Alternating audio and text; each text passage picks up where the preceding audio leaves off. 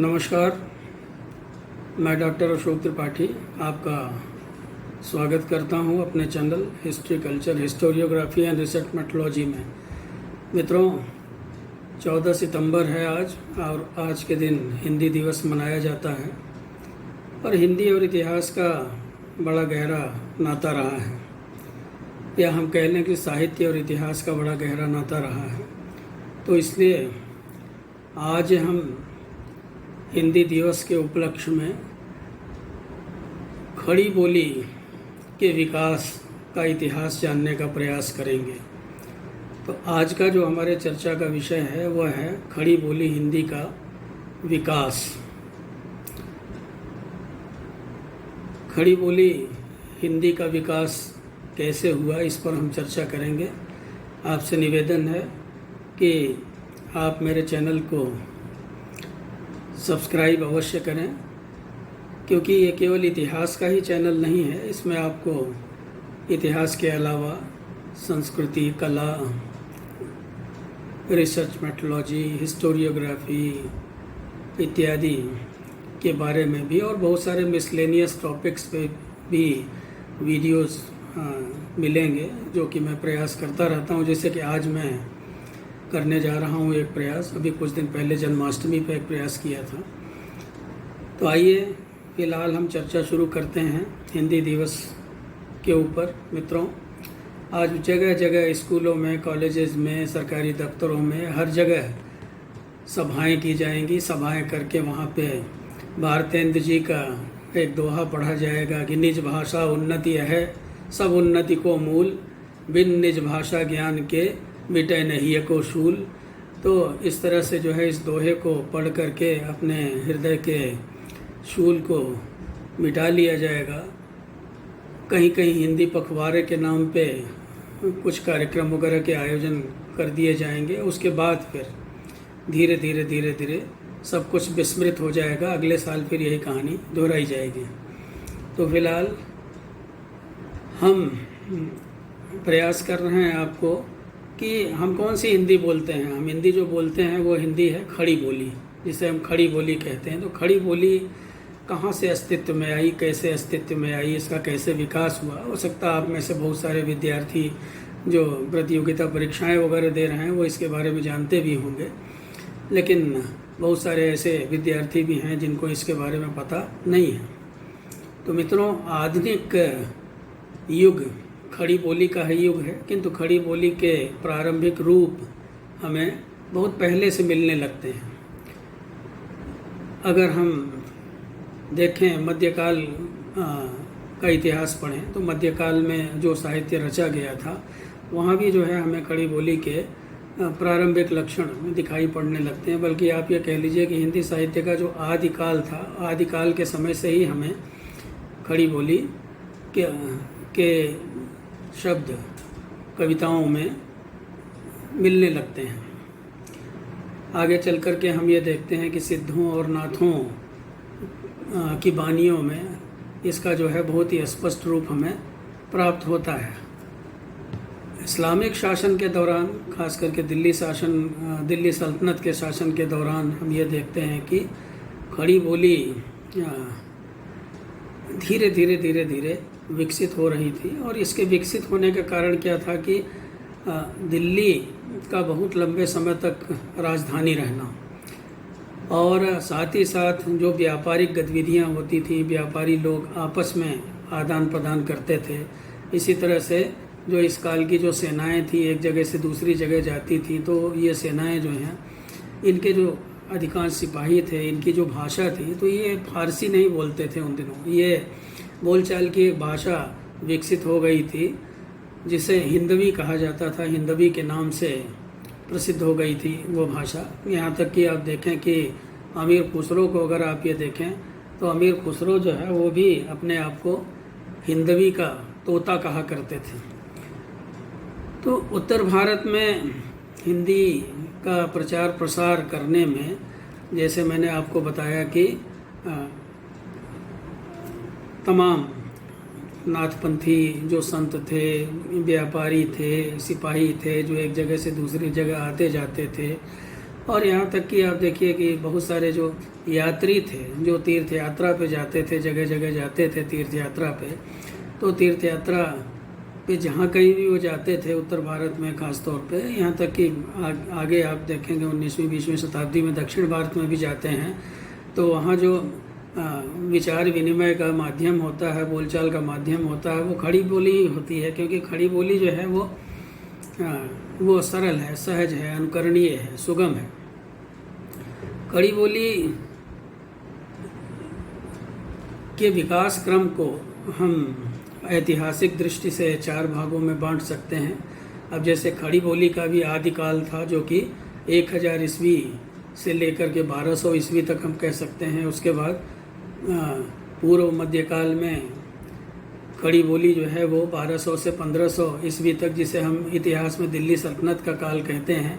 उसके बाद उत्तर मध्यकाल आता है जो कि 1500 ईस्वी से लेकर के 1800 ईस्वी तक रहा। फिर उसके बाद 1800 ईस्वी से लेकर के आज तक रहा।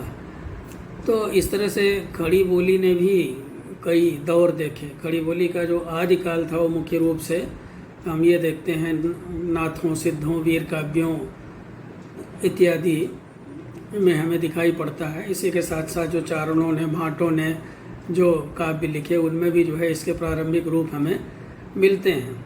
अब जैसे आचार्य हजारी प्रसाद द्विवेदी जो है उन्होंने लिखा है कि 10वीं से 14वीं शताब्दी का काल जो है उसे हिंदी का आदिकाल कहा जा सकता है। और उनका ये मानना है कि अपभ्रंश भाषा जो उस समय प्रचलित थी, अपभ्रंश से जो है उसे ही बहुत सारे लोग जो है वो पुरानी हिंदी भी कहते थे। यानी अपभ्रंश हम या ये भी कह सकते हैं कि पुरानी हिंदी का विकास जो है वो अपभ्रंश से ही हुआ। तो इस तरह से मित्रों हम ये देखते हैं कि हिंदी साहित्य का जो आदिकाल था वो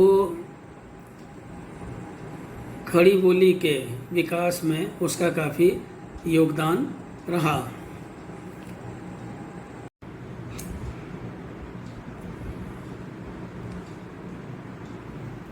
तो मित्रों आदिकाल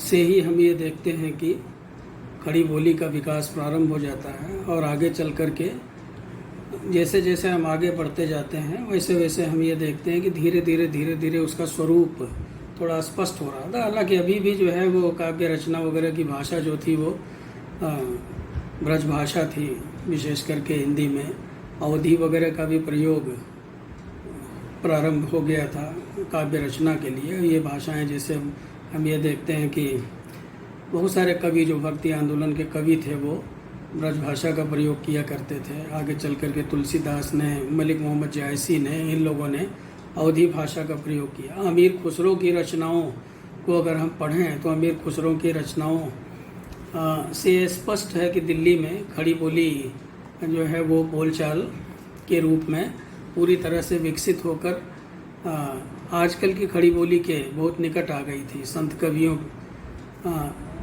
खुसरो के बाद हम ये देखते हैं कि निर्गुण संत कवियों की रचनाओं में भी जो है खड़ी बोली के अंश हमें मिलते हैं। और इन संतों ने जनसाधारण की भाषा में बहुत सारी चीज़ें जैसे जातिवाद, अवतारवाद, मूर्ति पूजा आदि के बारे में जो है हमें ये बताया कि, और साथ ही साथ जो है हम ये देखते हैं कि जैसे जैसे सल्तनत काल से निकल करके जो है हम मुग़ल काल में प्रवेश करते हैं। मुग़ल काल में आने के बाद हम ये देखते हैं कि धीरे धीरे जो वातावरण था वो वातावरण बदल गया और बदलते हुए वातावरण का प्रभाव हमें उस समय की कविता पर दिखाई पड़ता है। तो खास करके हम ये देखते हैं कि जो रीतिकाल जिसे कहा जाता है, तो रीतिकाल के दौरान जो है वो हमें जो कि 17वीं शताब्दी के आसपास आरंभ होता है और 17वीं शताब्दी के बाद जो है वो आरंभ हो करके आगे बढ़ता है। तो उस समय हम ये देखते हैं कि जो काफ़ी बदलाव आ जाता है भाषा में। तो जो हिंदी का जो जैसे अभी हमने आपको विभाजन बताया था, तो विभाजन कई लोगों ने किया है कई ढंग से। जैसे हमने आपको बताया था कि 1200 से 1500 ईस्वी। अब अगर हम 1500 से 1800 ईस्वी के बीच में देखें तो 1500 से 1800 ईस्वी के बीच का जो समय है वो समय हिंदी साहित्य के खास करके खड़ी बोली के विकास के लिए बड़ा ही महत्वपूर्ण रहा है ये समय भी जो है, क्योंकि 1500 से 1800 ईस्वी का समय जो था वो मुग़ल काल का समय था। और मुग़ल काल के जो शासक थे, मुग़ल काल के शासकों ने जो है वो कवियों को राज दरबारों में प्रश्रय देना प्रारंभ किया। बहुत सारे शासकों के दरबार में अनेक कवि रहा करते थे। वैसे भी भक्ति आंदोलन जो चल रहा था, तो भक्ति आंदोलन वो मुग़ल काल तक विस्तृत था। उस समय भी बहुत सारे कवियों ने अपनी रचनाओं को प्रस्तुत किया और उन रचनाओं में हमें खड़ी बोली के अंश दिखाई पड़ते हैं। जैसे आप कबीर को देखें तो कबीर ने जो लिखा था बहुत सारे हैं, जैसे लिखते हैं लाली मेरे लाल की जित देखूं तित लाल, लाली देखन मैं गई मैं भी हो गई लाल। पहले जैसे मैंने अमीर खुसरो का नाम लिया, तो अमीर खुसरो की जो पहेलियाँ वगैरह हैं, एक थाल मोतियों से भरा सबके सर पर औंधा धरा, या उनके बहुत सारे जो पद्य हैं उनमें कुछ तो फारसी का प्रयोग हुआ है, लेकिन साथ साथ जो है उनमें खड़ी बोली का भी प्रयोग हुआ है। तो मित्रों, बहुत सारे उदाहरण दिए जा सकते हैं, हालांकि छोटे से वीडियो में इतना ज़्यादा उदाहरण मैं आपको नहीं दे सकता हूँ। खड़ी बोली के अंश जो है हमें कई जगह, राजस्थान में जो ढोला मारूरा दूहा है उसमें भी जो है हमें खड़ी बोली के अंश दिखाई पड़ते हैं। तो पूर्व मध्यकाल ऐतिहासिक दृष्टि से भारत में इस्लामिक शासन का पूर्वाध रहा। तो इस काल में धार्मिक क्षेत्र में हम ये देखते हैं कि जो वैष्णव भक्ति आंदोलन हुआ, सूफी संत थे, सूफी संत और सूफीज़म का प्रचार हुआ, तो इन लोगों ने काफ़ी अच्छी भूमिका निभाई। तो ऐतिहासिक और सामाजिक दृष्टि से अगर हम उत्तर मध्यकाल या जिसे हम मुग़ल काल कहते हैं, हम ये देखें तो मुग़ल काल जो था वो शांति का युग था, संपन्नता का युग था, श्रेष्ठता का युग था। तो इस समय जो है साहित्य, कला, संगीत इत्यादि जो जिसे हम फाइन आर्ट्स कहते हैं या ललित कलाएं कहते हैं, इनका काफ़ी विकास हुआ और साहित्य, संगीत और कला इत्यादि को मुग़ल शासकों के द्वारा काफ़ी प्रोत्साहन दिया गया। उनके उत्थान के लिए अनेक कार्य किए गए। और तो इस तरह से जो है हम ये देखते हैं कि वैष्णव धर्म को एक तरह से पुनरुज्जीवन मिला इस काल में, और धर्म और संस्कृति जो हिंदुओं की थी उनका एक बार फिर से पुनरुत्थान हुआ। और जो भय का वातावरण था वो भय का वातावरण समाप्त हो गया। तो इससे जो है वो कविता में नई जान आई। जैसे डॉक्टर रजाइत प्रसाद द्विवेदी ने लिखा है कि रीतिकाल के कवियों ने कविता को संतों की कुटिया से निकाल करके राजमहलों में स्थापित कर दिया। तो मुग़ल शासकों ने इन कवियों को काफ़ी प्रोत्साहन दिया और इसका नतीजा ये हुआ कि साहित्यिक क्षेत्र में काफ़ी प्रगति हुई। और अक्सर हम ये देखते हैं कि इस समय के जो ढेर सारे कवि थे रीतिकाल के, अगर उनकी कविताएं हम पढ़ें तो हम उनमें देखते हैं कि वो खड़ी बोली में बहुत से लोग जो है अपनी रचनाएं किया करते थे। यद्यपि अगर वो ब्रज भाषा में भी लिख रहे हैं तो उसमें खड़ी बोली काफ़ी मात्रा में पाई जाती थी। दक्षिणी हिंदी का जहाँ तक सवाल है उसमें भी जो है हम ये देखते हैं कि वहाँ भी जो है धीरे धीरे अगर हम दक्षिणी हिंदी को पढ़ें तो उत्तर भारत से ट्रैवल करती हुई, यात्रा करती हुई जो है वो हिंदी दक्षिण भारत तक भी पहुंच गई और वहाँ एक बोली का विकास हुआ जो है जिसे कि दक्षिणी हिंदी कहते हैं। साथ ही साथ उर्दू भाषा का भी विकास हुआ। धीरे धीरे हम ये देख रहे थे कि फ़ारसी भाषा का स्थान जो है उर्दू और हिंदवी जिसे आप खड़ी बोली ही कह सकते हैं, तो वो ले रहे थे। फ़ारसी भाषा जो है धीरे धीरे उसका वही हाल हो रहा था जैसे प्राचीन काल में संस्कृत भाषा संभ्रांत लोगों की भाषा थी और जो आम आदमी था, आम आदमी बातचीत के लिए पाली, प्राकृत इत्यादि का प्रयोग करता था। तो उसी तरह से अब ये स्थिति हो गई थी कि आम आदमी बोलचाल के लिए जो है वो हिंदवी का प्रयोग करता था। और धीरे धीरे जो है खड़ी बोली का जो आधुनिक काल प्रारंभ हुआ, आधुनिक काल जो है वो हम ये कह सकते हैं, इसको हम दो भागों में अगर बांट दें कि एक तो 1800 से 1900 ईस्वी तक का काल। तो 1800 से 1900 ईस्वी तक का जो काल था वो बड़ा ही महत्वपूर्ण काल था। इसमें खड़ी बोली के प्रयोग में इस काल में विविधता आई, और दूसरी ओर जो है धीरे धीरे हम ये देखते हैं कि खड़ी बोली का जो सौंदर्य था वो निखरता चला गया, और कविता में भी, अब गद्य वगैरह में भी जो है वो लेखन प्रारंभ हो गया। और उसके बाद हम ये देखें मतलब कि जो 1800 से 1900 का काल था, यानी जो 19वीं सदी का काल था, ये खड़ी बोली के विकास में एक मील का पत्थर था, बहुत ही महत्वपूर्ण था। और उसके बाद तो जो जब 20वीं शताब्दी में हम प्रवेश करते हैं, यानी कि 1900 ईस्वी से लेकर के अद्यतन हम कह लें, तो ये काल जो है इसे खड़ी बोली का स्वर्ण युग कहा जा सकता है। तो इस तरह से मित्रों हम ये देखते हैं कि खड़ी बोली का जो विकास है वो मुख्य रूप से अगर देखा जाए तो पहले खड़ी बोली मौजूद थी किसी न किसी रूप में, लेकिन आधुनिकता के उदय ने 19वीं सदी से खास तौर पे हम ये देखते हैं कि जो आधुनिकता का उदय हुआ, तो आधुनिकता यानी हम कह सकते हैं कि 19वीं सदी से आप मान लीजिए, तो ये पिछली शताब्दियों से बहुत भिन्न थी 19वीं शताब्दी। और ये खड़ी बोली के विकास की दृष्टि से अत्यंत महत्वपूर्ण है।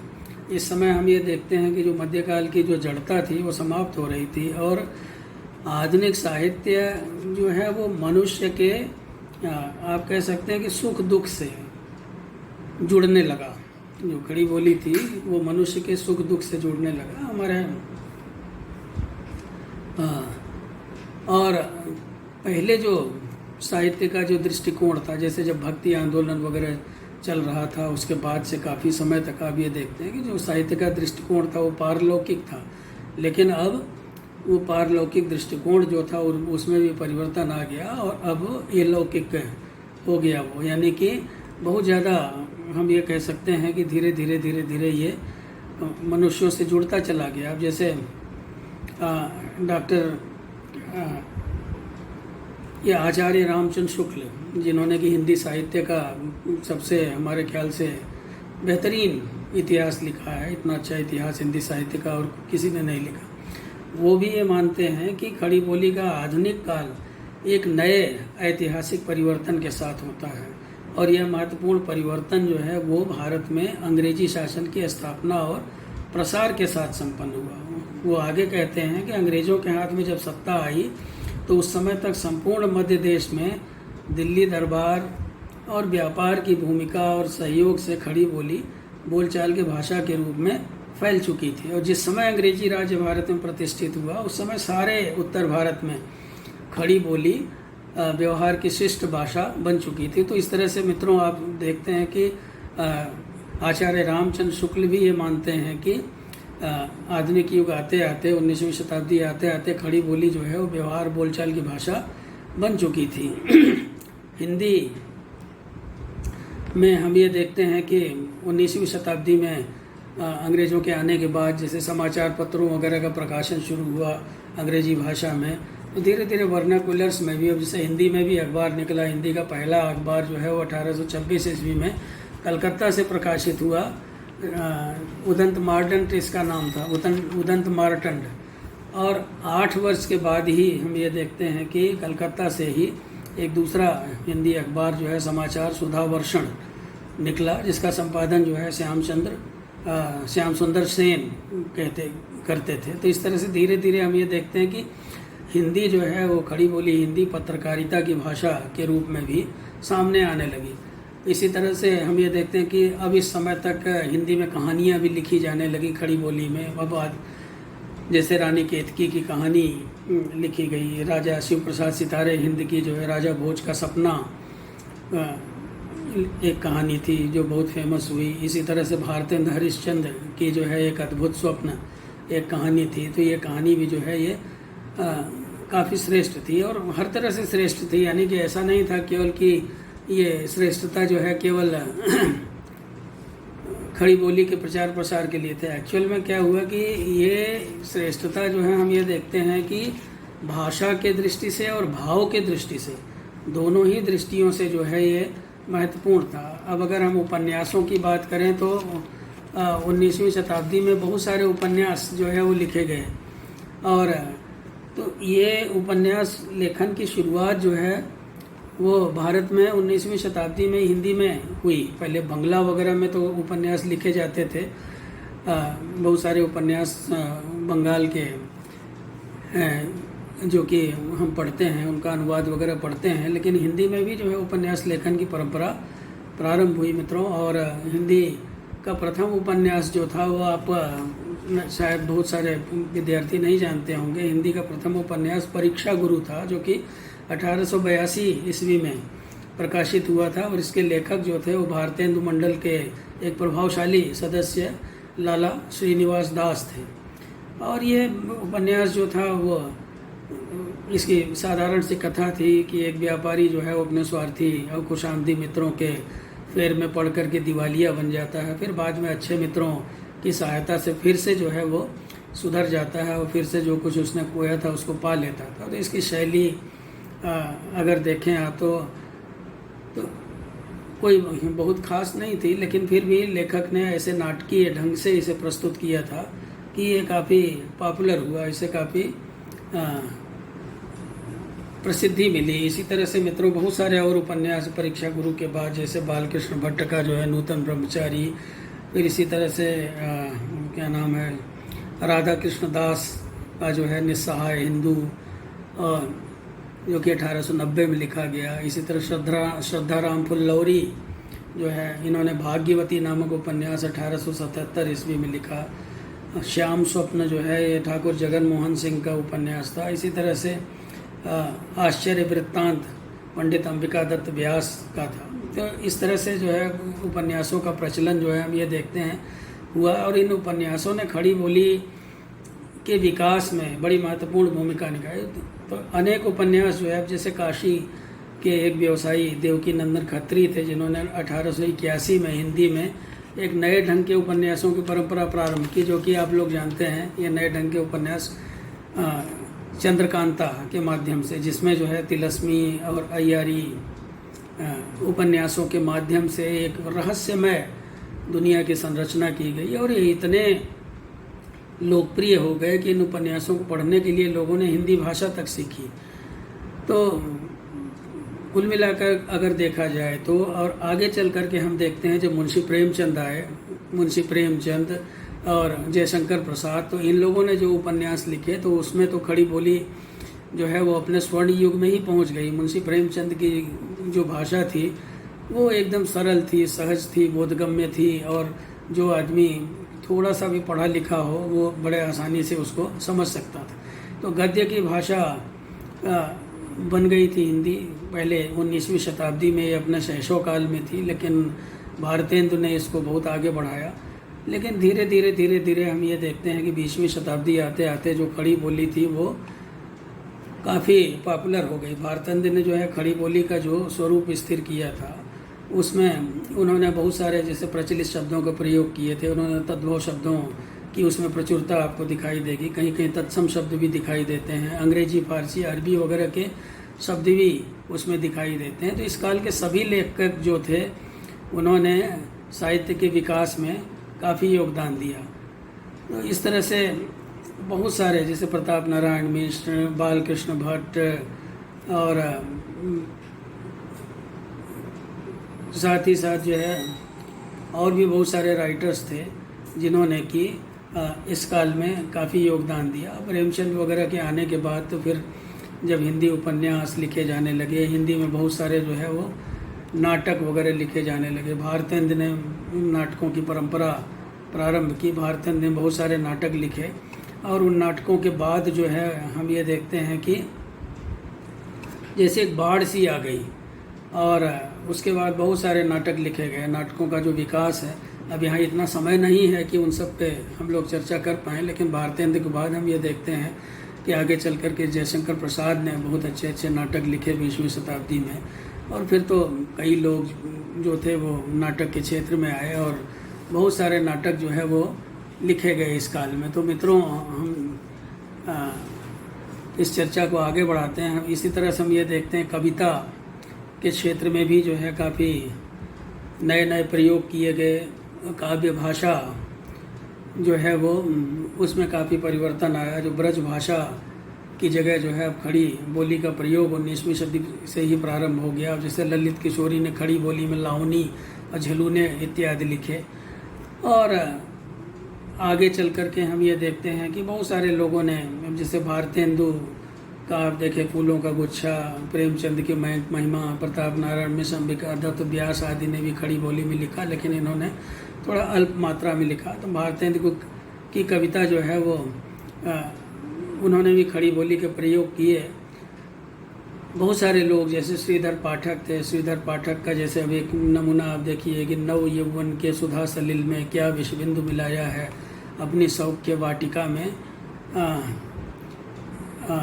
क्या कंटक वृक्ष लगाया है। मतलब इस तरह से कविताएं लिखी जाने लगी। और भाषा के कुछ अपवादों को अगर छोड़ दिया जाए तो हम ये देखते हैं कि भाषा जो है अविधा प्रधान थी, उसमें लाक्षणिकता जो है वो पर्याप्त विकसित नहीं थी। प्रचलित छंदों में खड़ी बोली में थोड़ी कठिनाई हो रही थी, फिर भी कवियों को धीरे धीरे हम ये देखते हैं आगे चल के उसमें प्रसाद युग में काफ़ी सुधार हुआ। शब्दों में कभी कभी ज़रूर था कि शब्दों में मानकीकरण का अभाव प्रारंभ में था, लेकिन धीरे धीरे जैसे जैसे 20वीं शताब्दी आती गई तो वैसे वैसे हम ये देखते हैं कि साहित्यिक भाषा के रूप में खड़ी बोली का संस्कार होने लगा। अब जैसे द्विवेदी युग था, तो द्विवेदी युग जो है वो भाषा के संस्कार का युग है। काव्य भाषा को कोमल कांत पदों से युक्त करने के लिए हम यहाँ ये देखते हैं कि बहुत जैसे संस्कृत भाषा का भी काफ़ी सहारा लिया गया है, बहुत सारे तत्सम शब्दों वगैरह का प्रयोग किया गया है। तो द्विवेदी युग में हम ये देखते हैं कि जो काव्य भाषा है वो मुख्यतः अविधात्मक है, उसमें धीरे धीरे लाक्षणिकता आने लगी, ध्वन्यात्मकता आने लगी और धीरे धीरे बिंबों वगैरह का भी समावेश होने लगा। तो उस समय राष्ट्रीय आंदोलन चल रहा था, तो इसलिए विषय की कोई कमी नहीं थी। देशभक्ति, राष्ट्रभक्ति, ये सब जो है उस काल की कविताओं में देखा जा सकता है। धीरे धीरे हम ये देखते हैं कि परंपराएं और रूढ़ियाँ टूटने लगी। जैसे जयशंकर प्रसाद जो थे वो इसके लिए बहुत प्रसिद्ध थे। परंपराओं, रूढ़ियों तथा सांस्कृतिक पद्धतियों को तोड़ते हुए जयशंकर प्रसाद ने नई भाषा की प्रतिष्ठा के लिए सूक्ष्म स्तर पर संघर्ष किया, कार्य किया। यद्यपि आप देखिए कि शुरू में वो भी ब्रज भाषा वगैरह से प्रभावित थे, लेकिन बाद में उन्होंने पूरी तरह से खड़ी बोली को अपना लिया। छायावाद के युग में अगर हम देखें तो छायावाद का युग जो था वो कह सकते हैं कि भाई धीरे धीरे वो खड़ी बोली जो है वो अपने स्वर्ण युग की ओर बढ़ रही थी। निराला हो, पंत हो, महादेवी वर्मा हो, सभी की जो कविताएं थी उनकी कविताओं ने खड़ी बोली को बहुत ऊंचाई पर बिठा दिया। छायावादी कवियों में हम ये देखते हैं कि उनमें उनकी जो रचनाएं हैं उसमें गजब की विविधता है, भाव की तरलता है। उनकी काव्य भाषा जो है वो अद्भुत लयात्मक है। इसी तरह से और आगे जब हम जाते हैं तो हम ये देखते हैं कि प्रयोगवाद और नई कविता में जो है वो जीवन की समग्रता को, उसके शुभ अशुभ, सुंदर असुंदर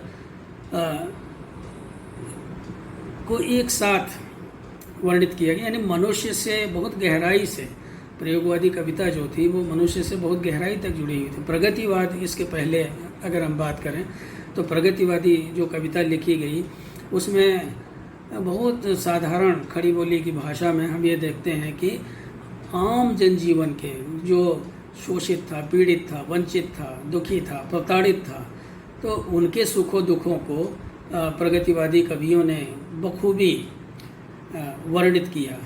और इसने भी जो है खड़ी बोली को, मतलब उन्होंने इतनी सरल भाषा में लिखा कि धीरे धीरे जो है लोगों में काफ़ी प्रचलित हो गई।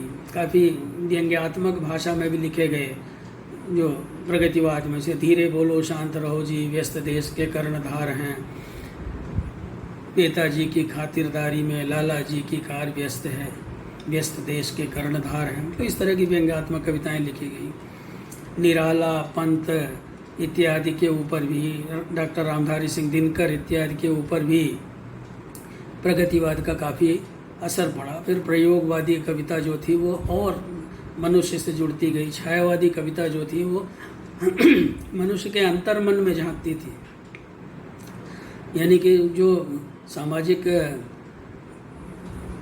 जो सुख दुख थे वो तो थे ही, लेकिन मनुष्य के अंदर क्या चल रहा है, एक तरह से दूसरे हम कह रहे हैं कि मनुष्य के मनोविज्ञान को, व्यक्तिवादी कविताएं भी कही जाती हैं इनको, तो मनुष्य के मनोविज्ञान को प्रकट करने में इन्होंने बड़ी भूमिका निभाई।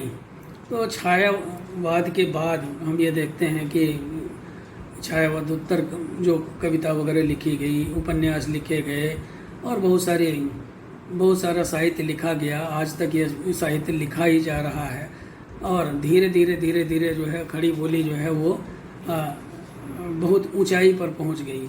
और हम ये देखते हैं कि 14 सितंबर 1949 को, 49 का दिन बड़ा महत्वपूर्ण था। उस दिन जो है वो राजभाषा हिंदी को घोषित किया गया। तो हिंदी को राजभाषा घोषित करने के कारण हिंदी की गरिमा और बढ़ी। और 14 सितंबर 1949 का दिन जो है वो बहुत ही महत्वपूर्ण है। निश्चित रूप से जो भारत का नया जनतंत्र था वह एक तरह से उसने हिंदी को, यानी कि आम जनता की भाषा को काफ़ी इज्जत बख्शी। उन्होंने जो है इसे काफ़ी सम्मान दिया। तो इसे हिंदी जो है वो उसको राज्य भाषा बनाया गया। साथ ही साथ धीरे धीरे हिंदी में अपनी इतनी ताकत थी, इतनी क्षमता थी। अगर हम देखें तो पूरे राष्ट्रीय आंदोलन के दौरान जो संपर्क भाषा थी, बोलचाल की भाषा थी, वो खड़ी बोली ही थी।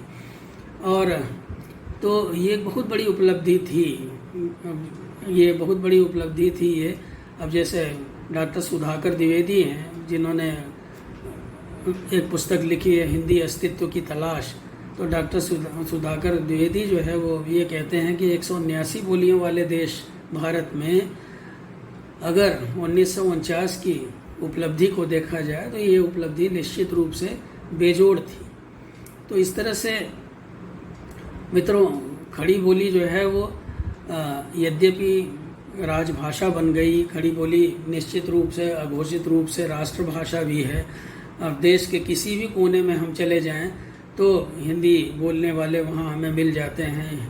अब कहीं भी हम चले जाएं, अंग्रेजी में सबके लिए संवाद करना एक दूसरे से सुगम नहीं है, सहज नहीं है।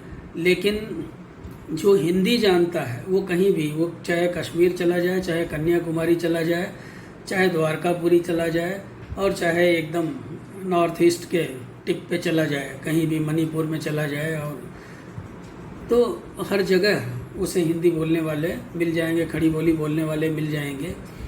दुर्भाग्य है कि भाषा को लेकर के कुछ नेता अपने स्वार्थों को सिद्ध करने के लिए आजकल राजनीति करते हैं, इस तरह की बात करते हैं कि हिंदी थोपी जा रही है। तो हिंदी थोपी नहीं जा रही है, हिंदी तो स्वतः है, क्योंकि हिंदी के अलावा और कोई इतनी सरल और इतनी सहज भाषा है नहीं, और इतने विशाल क्षेत्र में बोली जाती है। तो निश्चित रूप से हिंदी ही राष्ट्रभाषा बनने की और राजभाषा बनने की अधिकारिणी है। तो मित्रों, मैंने संक्षेप में आपको खड़ी बोली हिंदी के विकास की का एक जो ऐतिहासिक विवरण है वो देने का प्रयास किया। मैं इतिहास का विद्यार्थी हूँ, साहित्य का विद्यार्थी नहीं हूँ। साहित्य वाले इस पर आपको और अच्छे ढंग से आपको हो सकता है बताएं, लेकिन जितना मैं समझा हूँ, मैंने जितना समझा है उतना मैंने आपको बताने की कोशिश की।